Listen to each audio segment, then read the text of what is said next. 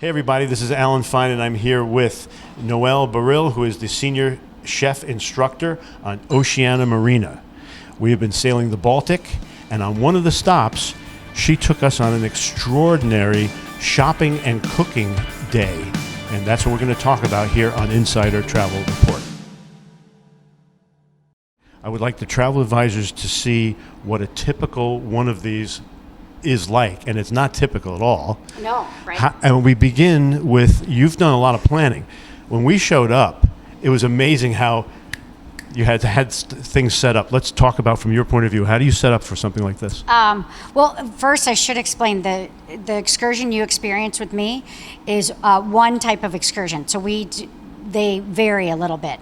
But this one was in Riga, Latvia, where I took 18 of you to the market.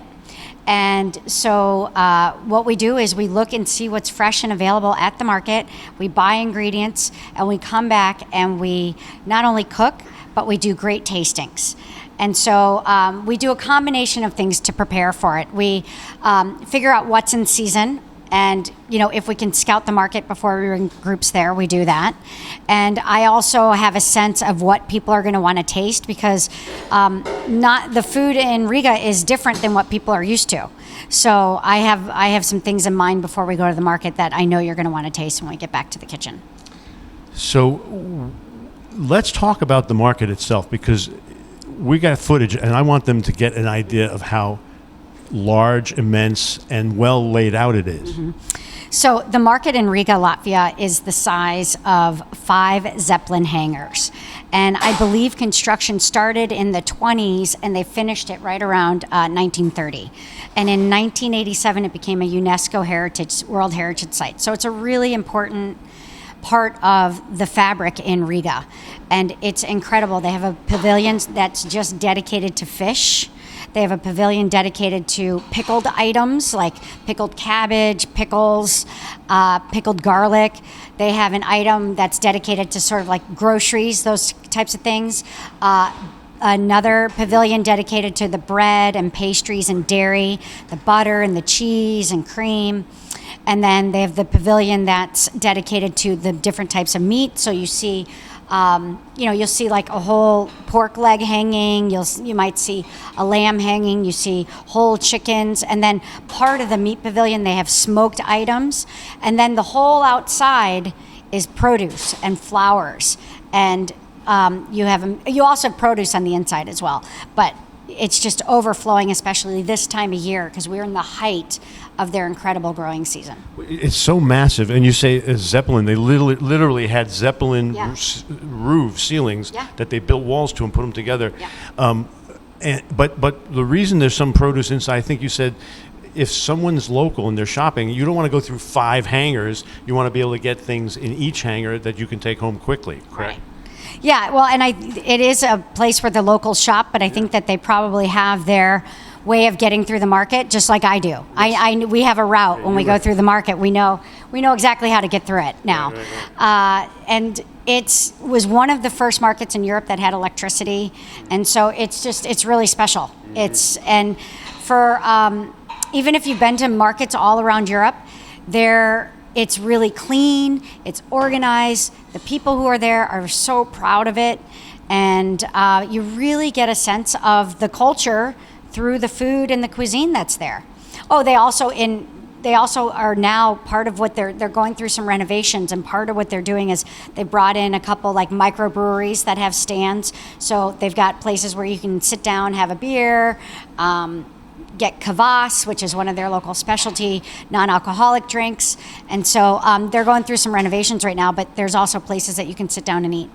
Now back to what you planned. Yeah. One of the things that we enjoyed is we're walking around, you gave us a total lay of the land, and then you handed out envelopes with little notes on them and money inside. Yes. Let's talk about that. Yes. So the envelopes, because Riga is one of those markets where you have to speak, they don't really speak English. They speak in Latvian. So on the envelopes, I wrote in Latvian what the name of the item was. Right. And I wrote it in English and the quantity, and then the amount of euros I put inside for you to buy. And so we each got to interact with a local. Yeah. And it made it much easier. Yes, and so part of the experience is for you to see what it's like to be in a foreign place, purchase something. Maybe, some of the guests in class were talking about how they use a little bit of sign language to communicate. Yes. And I think that's part of the fun. Yeah. And it's a way that you can feel like you're living like a local. Yeah. You know what I mean? By experiencing what they experience and how they shop and how they buy, and then also being able to taste it. So one of the huge benefits of doing it with our group is that all this stuff we brought back and tasted. So I bought some smoked fish, some smoked chicken and pork. We got cabbage and pickles and beer and kvass, and you wouldn't This be is able beyond the dish we were going to cook. You brought a whole other we brought section. all this stuff back to taste, and you wouldn't be able to taste all that on your own. So by being in the group, you get this nice synergy. Nor would you have seen and done as much in that short a time. Correct. You just drove us right through. Yeah, and there's like special pastries that I like to buy and have people taste, and certain local treats like some of the sweets I bought for you the cookies and the candy, and so yeah, and the berries were insane right now. So then we brought the groceries home, and we came to this lovely home area. Let's talk about your room. So this is the Culinary Center. We're on deck 12 right near the pool, and to me I think it's the most fun place on the ship. If you had been in here an hour ago, we also get some of the most breathtaking views. And in this kitchen we can have 12 guests cooking at individual stations. So we do our hands-on cooking classes, but then with some of these tours like this one in Riga, we come back and we cook. So I took about 30 minutes so the guests could go back and go to the rooms and freshen up, and then the team helped get things prepared. And when they walked in, they had a glass of kvass waiting for them, and then a little plate that had some pastries, some cheese, some bread. And so then we all shared our experience at the market and had a little tasting so everybody wasn't starving. And then we started cooking. And something that's very traditional here in Latvia, especially in the home cooking aspect, is our meatballs. And they like to use lamb, beef, and pork in their meatballs. And they're shaped a little differently. So, so we made meatballs, and then we had bought beautiful chanterelles at the market. The mushrooms were just overflowing, and we made a chanterelle mushroom sauce. So you taught us how not to burn it and how to tie our hands behind our back and let it do its thing. Just let it cook. Let's talk about that. Yeah, let it cook. So with the meatballs, they were shaped sort of oblong and a little bit thinner, so we were able to cook them up in the pan. And we wanted to get a nice sear on there so that it almost forms like a crust, and you get depth of flavor from that. And then I showed you how we made the actual meat mixture. We used lamb, beef, pork, but we also put in some allspice. Yeah, so some flavor in there is what they like to put a little bit of allspice in. And of course, the egg and the breadcrumbs are what we call the panade, or the binder that holds the meatballs together. So we went through that, and we actually made the meatballs. Then we made the sauce. We put the meatballs off to the side, and we made a sauce right in the pan. We sauteed the chanterelles, and we got them nice and golden brown. That was a key, golden brown. Right. And then we finished with putting in the demi-glace, some shallots, some demi-glace, a little bit of cream, and boy, did it smell great in here. It did. It smelled amazing. And then we finished with a little red onion that I had done a quick pickle on before we went to the market. Remember when we... That made it for me. The dish was great, but the little charge to the taste buds was really great. Yeah. So before we left for the day for the market, I did a demonstration and made that. We pickled those onions. Yeah. Because this part of the world is all about enjoying the seasons to the fullest, especially the summer months right now. And then in the winter, they have to do things to preserve it, like pickling those onions, making pickles out of cucumbers, curing fish. You saw at the market the smoked fish, the smoked eel. And that's the other thing that's really different here is the Baltic Sea has gotten quite polluted over the years. And so a lot of the fish that they enjoy come from the rivers and the lakes and the streams. So you see smoked eel at the market. They have these little sprats that are kind of between like an anchovy and a sardine that are really popular here. That so we had those. We had those. Yeah, and so it's really different than what most people are used to. It's a really unique experience. And dessert. Okay, so dessert, we put out a nice little spread of the berries that were crazy. So this time that we were at the market, they had the little tiny blueberries that come from the forest, but also the raspberries that come from the forest. So we had those. We had some other raspberries and strawberries that were so sweet. Different. And currants. And we had some currants that were tart, but not like in your mouth tart. They were kind of refreshing. And so we took, we had made some cinnamon ice cream here in the kitchen beforehand, and we took the berries and we put them on top of the ice cream, and then we drizzled some special honey we got at the market. And the dark honey at the market is the one that comes from the forest. So we did that, and then I bought a couple different biscuits, a little sugar cookie and a little caramel kind of stick-like cookie to have with the ice cream. And then the two candies. So those local candies. Those candies that are made here locally in Riga. Right. Yes. And then we were speechless.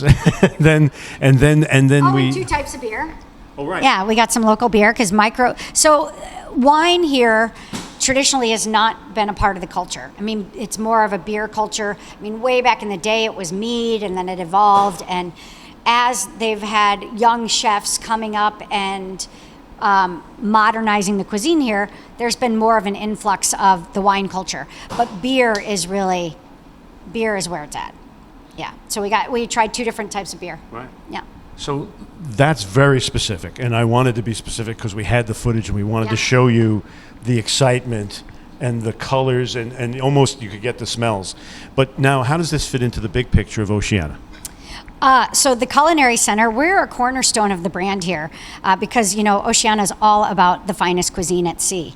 And so we bring in the element of getting people to cook and working on their cooking skills and being exposed to maybe different cuisines and cultures in terms of food. Well, enrichment is such a big part of Oceania. I mean, there's an art classes, the gym classes. So please continue. I interrupted you. So we're part of the Enrichment Program. And we do 2 things in the Culinary Center. So we do our hands-on cooking classes, and then we do these culinary discovery tours. And we have about 50 of these tours around the world. And they're all unique. So like, let's say I have 3 of them in a cruise, I will often have about half the crew be the same guests that have gone on the other 2. Right. Because each port, we try to capture the uniqueness of each port. And I kind of describe it as a culinary educational adventure ashore. So whenever I travel, I like to view things through the lens of food and cooking. That's like the first thing I do when I go to a new place is I go to the market or the grocery store. And so this gives guests the opportunity to have that experience. And then our hands-on cooking classes. And our hands-on cooking classes, we have about 18 classes in our curriculum, and those are the class we've been doing this cruise is called Baltic Treasures. And so it's cuisine that celebrates this area that we're sailing in. So we have those classes that celebrate the regions of where we're sailing. We also have classes that are focused specifically on technique. So our fish class, we make delicious fish, but it's really about 7 or 8 different ways that you can cook fish and seafood and the techniques behind it, as well as our pasta class. And then we have some other kind of specialty classes like the red ginger class that celebrates the dishes from red ginger. We have a love of lemons class that celebrates how to use the lemon in savory ways and sweet ways. So we have a real diverse curriculum, and I think there's something for everybody. But the thing behind it that we really, for us as the chef instructors, that's really important is we're really teaching the techniques behind how you're cooking. So we're not just cooking to a recipe. We give you the recipes. We give you this beautiful booklet at the end of the class, but we want you to focus on the tips and tricks, the techniques that we're showing you in class that the recipes don't tell you, and that you can take home with you and make you a better cook. I was going to ask you, and you already answered the question, what makes your culinary classes different than other cruise lines? And that was the answer. Well, and the other answer is nobody is doing anything like what we're doing.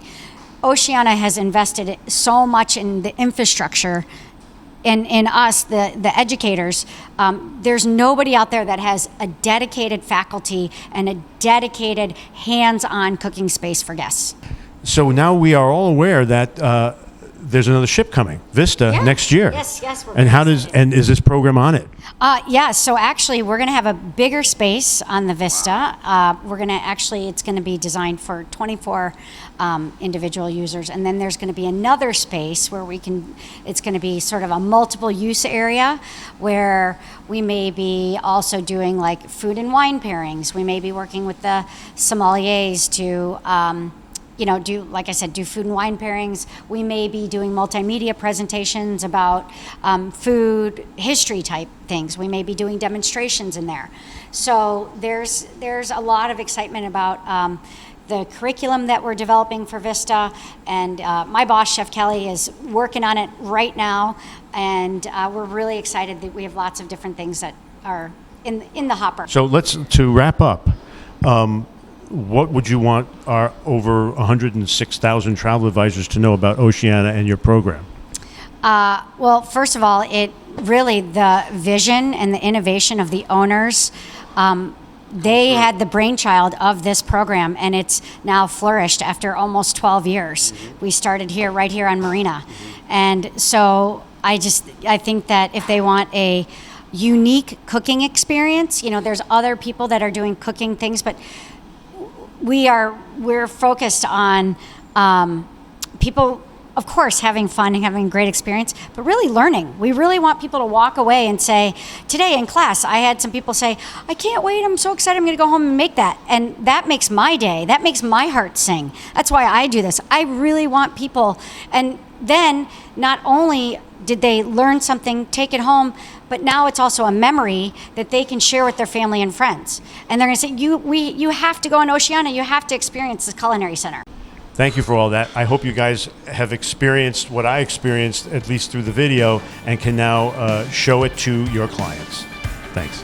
Thank you for having me on. And this is Alan Fine for Insider Travel Report.